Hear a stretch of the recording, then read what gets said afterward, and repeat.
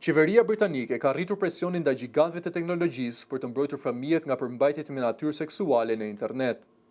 Kryeministri i Mbretërisë së Bashkuar Keir Starmer u ka bërë thirrje kompanive që operojnë në vend të vendosin sisteme mbrojtëse në pajisje digjitale, të cilat do të parandalojnë dërgimin dhe pranimin e imazheve eksplicite nga të miturit.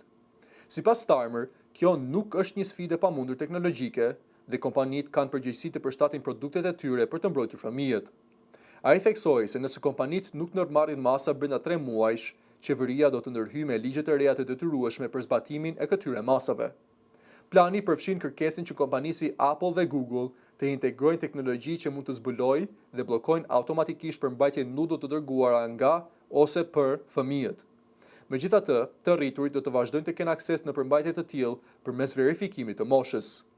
Qeveria britanike po shqyrton gjithashtu një ndalim të platformave online që konsiderohen të dëmshme për fëmijët nën moshën 16 vjeç, duke lejuar vetëm disa forma më të sigurta të rrjeteve sociale.